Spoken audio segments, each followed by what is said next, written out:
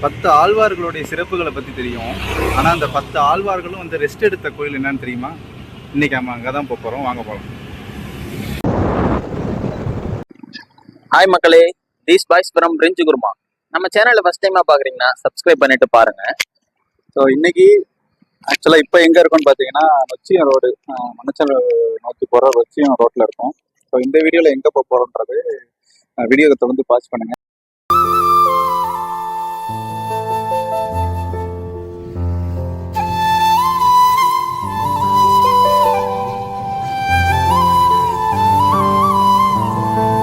திருவள்ளூர் இருக்கிற பெருமாள் கோயிலுக்கு தான் போறேன். அது பேரு சரியா உச்சரிக்க தெரியல, கீழே போடுற பாத்துங்க. போயிட்டு கோயில்ல என்னென்ன இருக்கு, என்னென்ன சிறப்புன்றதை அப்படி தொடர்ந்து வீடியோ கண்டிப்பா பாருங்க. வாங்க போலாம். வாங்க பார்க்கலாம். தோத்தாலும் ஜெயிச்சாலும்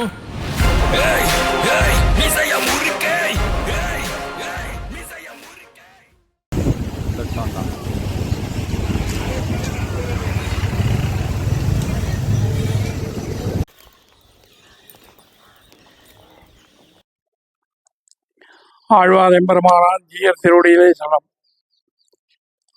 இப்பொழுது தாங்கள் பார்த்து கொண்டிருக்கிற இடம் பங்குதேவட்டி சமேத புண்டரீகாட்சி பெருமாள் திருக்கோயிலான திருவள்ளரை.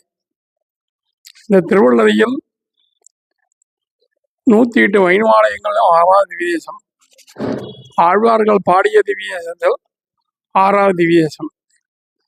சோழநாட்டு திருப்பதி என்று சோழநாட்டு திருப்பதி 40 திவ்யதேசங்கள். இந்த சோழநாட்டில் திருவள்ளரை ஒன்று. இந்த சோழநாட்டு திருப்பதி மட்டும் இல்லாமல் திவ்யதேசங்களுக்குள் பழமையான பெருமாள் திருவள்ளரை, ஆதி திருவள்ளரை என்ற பெயர். ஆதி திருவள்ளரை ஒரு வைணவ கோயில் இருந்தால் பக்கத்தில் ஒரு சைவ கோயில் இருக்கும். ஆதி திருவள்ளரை, அடுத்த திருப்பங்கலி என்று சொல்லக்கூடிய திவ்யதேசம் திருவள்ளரை. இந்த திருவள்ளரை திவ்யதேசத்தில் பற்பல பெருமைகள் உண்டு. இருந்தாலும் நமக்கு முக்கியமான தேவைகள் இந்த எம்பெருமானை சேவித்தால் பலவிதமான நன்மை கிட்டும். இந்த கோயில் அமைப்பானது ரொம்ப விசேஷமானது. இந்த படிகள் அனைத்துமே விசேஷம். அடுத்தபடியாக மதில் விசேஷம், அடுத்தபடியாக காற்று விசேஷம். படிகள் என்ன விசேஷம் என்றால் 18 படி கீதையோட தத்துவார்த்தம், 4 படி வேதங்கள், 5 படி பஞ்சபூதப்படி, எரிசனத்துக்கு 2 வாயில் உத்தராயணம் தட்சாயணம், சூரிய பிரவேச பேசணி, வடக்கு வாசல் தெற்கு வாசல். அந்த இடத்துல நமோ நாராயணப்படி 24 காயத்திரிப்படி படிகள் விசேஷம். இப்பொழுது நாம் படிகளுடைய பெருமையை பார்த்தோம். அடுத்தபடியாக மதில். மதில் என்று சொன்னால் மதில் கட்சி ஊரகமே பேரகமே வெள்ளரே வெக்காமே. உயர்ந்த நம்மளாம் வீட்டில் காம்பவுண்டு சொல்ல மதில் ஹையஸ்ட் பால். இந்த மதிலை பற்றி 5 திவ்யதேசம் தான். கட்சி ஊரகம் பேரகம் வெட்கா வெள்ளரை. 4 திவ்யதேசம் காஞ்சிபுரம், திருவள்ளரை திவ்யதேசம். கட்சி ஊரகம் பேரகம் வெட்கா வெள்ளரை. சோழநாடு திருவள்ளரை தான் பெரிய உயர்ந்த மதிலுடையது. இந்த மதில்கள் ரொம்ப விசேஷமானது. அடுத்தபடியாக காற்று, ஹைஜீனிக். இப்போ நம்மளாம் டெல்லியில் போனால் காற்றை விலை வாங்கி சாப்பிடணும். இப்போ நம்ம வாட்டர் பைப்பில் போய் தண்ணியை குடிக்கிற காலம் போய், குளத்தில் தண்ணி குடிக்கிற காலம் போய், இப்போ கடையில் 20 ரூபா கொடுத்து தண்ணி வாங்கணும்.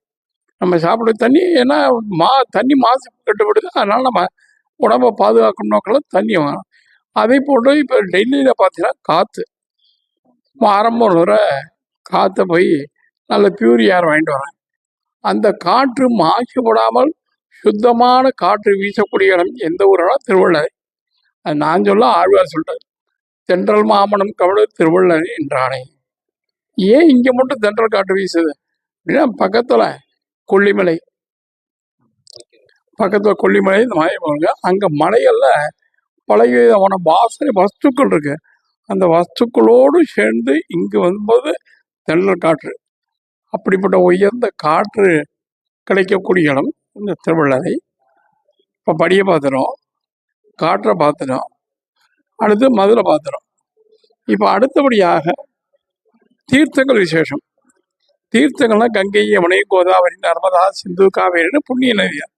அதை போன்று இங்கு பெருமாள் வராகம் பன்றியோட வெண்மையான பன்றி அவதாரம் எடுத்து 5 புண்ணிய தீர்த்தங்கள் உண்டு பண்ணியுள்ளார்.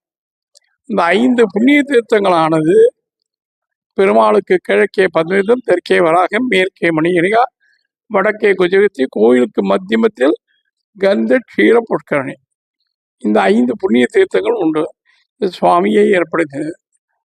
ஆகையால் இந்த புண்ணிய தீர்த்தங்களில் ஸ்நானம் செய்து, கார்த்திகை மாதம் ஞாயிற்றுக்கிழமை ஸ்நானம் செய்து இறைவனை வழிபட்டால் புத்திர சந்தானம், குழந்தை பாக்கியம் ஏற்படும். அப்பேற்பட்ட ஒரு புண்ணிய நதி. ஏன் இது கார்த்திகைனா ஐப்பசி மாதம் துலா ஸ்நானம் விசேஷம். இந்த ஐப்பசி மாதம் எல்லா நதிகளும் காவேரியில் கலக்கிறதா ஐதீகம். ஐப்பசி அங்கே டியூட்டியை முடிச்சுட்டு இந்த புண்ணிய நதியெல்லாம் அடுத்தபடியே திருவள்ளூரில் 5 தீர்த்தத்தில் கலக்கிறதா ஐதீகம். அதாவது துலா ஐப்பசி மாதம் கங்கை யமுனை கோதாவரிலாம் காவேரியில் முடிச்சு விட்டு அடுத்து ரெஸ்ட் எடுக்காமல் நேரம் திருவள்ளாய்க்கு வரான். இந்த 5 குளத்துலேயும் அது கலக்கிறதுனால குழந்தை இல்லாத ஸ்நானம்னா விசேஷம். இப்போ தீர்த்தத்துடைய பிரிவு மதுரை பார்த்தாச்சு, தீர்த்தத்தை பார்த்தாச்சு, காற்றை பார்த்தாச்சு, எல்லாம் அது. இப்போ நம்ம கடைசியாக பார்க்க வேண்டிய பெருமாள், உள்ளே இருப்பது பெருமாள். காம்படிஷன் வந்து எல்லா பெருமாளும் கலந்துக்கிறாங்க. கலந்து கொள்ள சமயத்தில் திருவள்ளரை பெருமாளும் கலந்து கொள்கிறார். அப்படி கலந்து கொள்ளும் பொழுது எக்ஸாம் எழுதுகிற மாதிரி அழகான பெருமாள் காம்படிஷன் போது ஃபஸ்ட்டு ப்ரைஸ் பண்ண திருவள்ளார் ரொம்ப தான். ஏன்னா நாம் வரல ஆழ்வார் சொன்னார், ஒரு அழகான பெருமாள் யார் அப்படின்னா அழகனே காப்பிட வாராய். பெரியாழ்வார் 10 பாட்டு இந்த 10 பாட்டு அழகனே காப்பிடா, அழகனே காப்பிடா, அழகனே காப்பிடா. இந்த 10 பாட்டுக்கு என்ன பெரிய பெருமைன்னா, நம்ம காப்பி சாப்பிடும்போது சிக்கிரி கலந்த காப்பி, சிக்கிரி கலக்காத பியூர் காப்பின்னு உண்டு. சிக்கிரி கலந்து 70-25, சிக்கிரி கலந்து ஒன்லி காப்பி பியூர் காப்பி 100%. அந்த மாதிரி இந்த ஆழ்வார் பாசும்போது 10 பாசனம் பியூர் காப்பி தான். எந்த திவ்யசும் அதில் மிக்ஸ் ஆகலை. சில பாசனங்களும் சில திவ்யசும் மிக்ஸ் ஆகும். ஆனால் திருவள்ளரை காப்பிட வைத்த 10 பாடம் அந்த பெருமாள் தான். போன வாரத்திலும் மிக்ஸ் ஆகலாம். அப்பேற்பட்ட ஒரு அழகான பெருமாள், அழகனே காப்பிடுவாங்க பெரிய ஆழ்வார் பாடுகிறார்.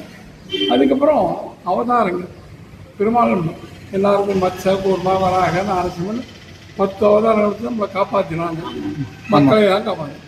இந்த 10 அவதாரம் முடிச்சு அவளுக்கும் ரெஸ்ட்டு. எங்கேயாவது போய் ரெஸ்ட் எடுமா, எங்கே போய் ரெஸ்ட் எடுத்தனா அப்படின்னா திருவள்ளூரில் அவதாரத்துக்கு ரெஸ்ட் கொடுத்து. ஏன்னா 10 அவதாரத்தையும் வெண்ணிமா மழுவேந்தி மண், மழுனா பரசுராம அவதாரம்.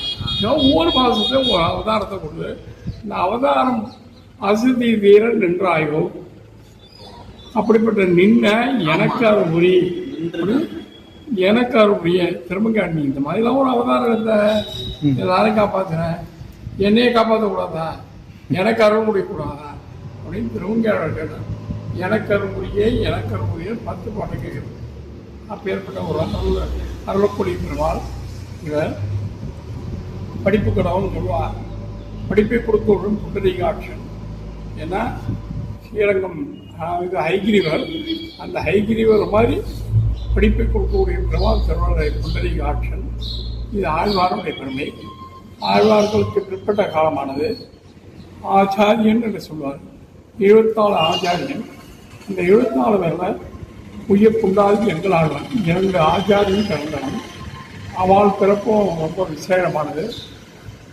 4000 திவ்ய பிறந்த காவியத்தை வியாக்கியானமை எழுதிய நாலுமுடைய சிஷ்யன் உய்யப்புண்டார் அவதாரசம் திருவண்ணாமலை. அடுத்து இந்த உலகமே இருட்டாக இருந்து ஞானத்தை கொடுக்கக்கூடிய ஸ்ரீபாஷ்யம் ஒரு இந்தியாவில் சட்டங்கள்லாம் நீட்டினா எல்லாம் உள்ள அடங்கினதுன்னா ஸ்ரீபாஷ்யம், பிரம்மசூத்திர வியாக்கியம். இந்த ஸ்ரீபாஷ்யத்தை மத்வர், ராமானுஜர், சங்கரர் 3 பேர் தான் வியாக்கியானம் எழுதுகிறார். அப்பேற்பட்ட ராமானுஜர் வந்து காஷ்மீரில் போய் சாரதா பீடத்தில் போய் அந்த ஸ்ரீபாஷ்யங்களை பிரம்மசூத்திரத்தை வாங்கி கொண்டு வந்து அதை வியாக்கியானம் எழுதி வித்துட்டவர் ராமானுஜர். அப்போ அவருக்கு கூட ஃபுல்லாக சப்போர்ட் பண்ணது 2 பேர் தான். ஃபஸ்ட்டு கூறத்தாழ்வார் 71 கம்ப்ளீட் பண்ணார். அப்புறம் அந்திம ஸ்மிருதி ஆரம்பிக்கிறோம் எங்களாழ்வான்னு ஒரு பெரிய மேதை, அவர் தான் ஸ்ரீபாஷ்யத்தை அவர் தான் கம்ப்ளீட் பண்ணார். அப்பேற்பட்ட மேதை பிறந்தவர் எங்களாரன் திருவள்ளாரி. அதனால் ஆழ்வார்கள் பிறப்பினாலும் பெருமை, ஆச்சாரியர்கள் பிறப்பினாலும் பெருமை. இப்பேற்பட்ட ஒரு பெரிய பெருமையுடைய ஒரு பெரிய உயர்ந்த திவ்ய தேசம் திருவள்ளாரி புண்டரீகாட்சன். புண்டரீகாட்சனுடைய இதுக்காக சூரியன் சந்திரன் பெருமாள் சாமரம் வச்சிருக்கா. வலது பக்கம் கருடன், மார்க்கண்டேயர், இடது பக்கம் ஆதிசேஷன், பூமி பிராட்டி. இவர்களுக்கு மத்தியமத்தில் புண்டரீகாட்சன், செந்தாமரைக்கண்ணன், பங்கஜவல்லிதர். இத்தனை பெருமையிலே உள்ள ஒரு திவ்யத்தில் ஒரு பெண் வந்து கேட்குறாங்க, இவ்வளோலாம் உங்கள் பெருமாள் கொடுத்த பெண்ணுக்கு உரிமை கொடுத்தாரா அப்படின்னு ஒரு கேள்வி எழுந்தது. அப்போ பெண்ணுக்கும் உரிமை கொடுத்தவர் திருவள்ளுவரை. ஏன்னா நீங்களாம் கவர்மெண்ட்டில் வந்து பர்சன்டேஜ் பெண் உத்தியோகத்தில் அவளுக்கும் பர்சன்டேஜ் உரிமை கொடுத்தவர் திருவள்ளுவரை. ஸ்ரீதேவி, திருவள்ளுவரை, பூமிதேவி, கும்பகோணாச்சார், நீலாதி ஆண்டார் 3 க்ஷேத்திரத்தில் தாயார் காதிபதியும். இந்த ஊரில் பங்கஜவள்ளி தாயார் சொத்து பத்து அத்தனையும் தாயார்களாக இருக்குது. பெருமாட்டு ஒரு பிச்சா கூட டப்புள் ஊர் பிச்சா கூட கிடையாது, எல்லாம் தாயார்கள் தான். அது மட்டும் இல்லாத தாயாருக்கு இன்னொரு பெரிய விசேஷம், எம்பெருமாட்டை பிரார்த்தித்தனால இந்த ஊரில் பெருமாளுக்கு தனி பழக்கு, தாயார் தனி பழக்கு ஒன்று. ரெண்டாவது தாயார் தனி பழக்கில் முன்னாடி வருவார். நம்ம எப்போது கணவன் மனைவி சொல்லும்போது கணவன் முன்னேற்றம் மனைவி. ஆனால் இந்த ஊரில் தாயார் தான் முன்னாடி, பெருமாள் பின்னிடுகிறார். அதுக்கப்புறம் ஒரு உற்சவ காலங்களில் பெருமாள் உள்ள உற்சவங்கள்லாம் முடிஞ்சு தாயார் முன்னாடி போடுவார். சொல்லாத்துக்கு அப்போது பொறுமையாக வரணும், தாயார் முன்னாடி போடுவார். பெருமாள் கொஞ்சம் லேட்டாக வரும். லேட்டாக வரும்போது இப்போல்லாம் ஹவுஸ், அப்போல்லாம் நாடி. அந்த நாடி கேட்டான வாசல் ஒரு வாசலுக்கு, அந்த வாசலில் பெருமாள் என்ன பேர்தான் அங்கே நின்றுவார். டாப் த கேட். அந்த கேட்டில் போய் நின்று அங்கே தாயார் ரெப்ரசன்டேஷன் வந்து வாட் டைம் இஸ் இட், நாடி என்னன்னு கேட்பாங்க. உடனே பெருமாள் தன் நாடியை சொல்லிட்டு தான் இந்த கேட்டை ப்ரெசென்ட் பண்ணணும். இல்லாட்டா பெருமாள் நின்று கொண்டார். அப்பேற்பட்ட நாழிகை டாமாசம் தேவை. உள்ளே இருக்கு இப்போலாம் நாளி. அப்பேற்பட்ட நாழியை தாயார்கிட்ட சொல்லிட்டு மனைவி சொல்லி மந்திரம் சொல்லி நீ நம்மளாம் கேட்குறது அன்றைக்கே பெருமாள் கேட்டேன். இது ஒரு பெரிய பெருமை வாய்ந்த ஒரு திவ்ய தேசம். இதெல்லாம் இப்பேற்பட்ட ஒரு பெரிய பெருமையோடைய இந்த புண்டரீகாட்சி செவிச்சு எல்லா செல்வம் பெற்று வாழ்வாங்க வாழ வேண்டும். எல்லா விதமான செல்வங்களும் விட்டு செல்வத்தை பற்றி பாடுகிறார், ஞானத்தை பற்றி பாடுகிறார். எல்லாவற்றையும் பாடிய பெருமான் அந்த புண்டரீகாட்சி. அவனுடைய சக்கரம் பார்த்தீங்கன்னா பிரயோக சக்கரம். சக்கரத்தில் 2 டைப். உத்தியோகங்கள் ஆன்மீக பிரயோகங்கிறது இவற்றை கேட்டால் உடனே கொடுக்கக்கூடிய அப்பேற்பட்ட பிரயோக சக்கரம் உள்ள ஒரு திவ்யதேசம் புண்டரீகாட்சி திருவள்ளாரி. அப்பேற்பட்ட ஒரு விசேஷமான ஒரு திவ்யதேசம். இதெல்லாம் மீது கடைசியில் ஒரே ஒரு பாயிண்ட் தான், இது திரேதாயத்தில் கட்டப்பட்ட கோயில். சொல்வழக்கு தெரியாது. ஆனால் திரேதாயத்தில் கட்டப்பட்ட கோயிலாக இருந்தாலும் கலியுகத்தில் நாமெல்லாம் அப்பார்ட்மெண்ட்டில் வாழ்வோங்கிறதுக்கு எடுத்துக்காட்டாய் உள்ளது திருவள்ளுவர். ஏன்னா தட்சிணாமூர்த்தம் மனிதன் போனால் கீழே பார்த்தா பெரிய சார் மேலே அப்பார்ட்மெண்ட்டில் வீடு, கீழே கார் பார்க்கிங் மாதிரி அந்த காலத்தில் அப்பார்ட்மெண்ட் டைப்பில் கட்ட போய் பேர்பட்ட பெருமாளை செஞ்சு எல்லா சொல்லப்பட்டு வாழ்வாங்க வர பார்த்து ஜெயசியம் பண்ணாங்க. நன்றி, ரொம்ப நன்றி. ஹாய் மக்களே, தரிசனம் நல்லபடியாக முடிஞ்சிச்சு. நம்ம ரமேஷ் பத்தரும் கிளியராக எக்ஸ்பிளைன் பண்ணிட்டாரு கோயிலோட டீட்டெயில்ஸ் என்ன ஏதுன்னு பார்த்துருப்பீங்க.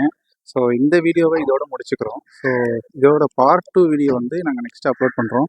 அது எங்களோட எக்ஸ்பீரியன்ஸு, எங்களோட இந்த ஊரில் நாங்கள் என்னென்ன எக்ஸ்பீரியன்ஸ் பண்ணியிருக்கோம், எங்களோட மெமரிஸ் எல்லாத்தையும் ஷேர் பண்ணியிருக்கோம். அதையும் தொடர்ந்து பாருங்கள். ஸோ இந்த விளாக் இதோட முடிச்சுக்கிறோம். தேங்க்யூ, பாய்.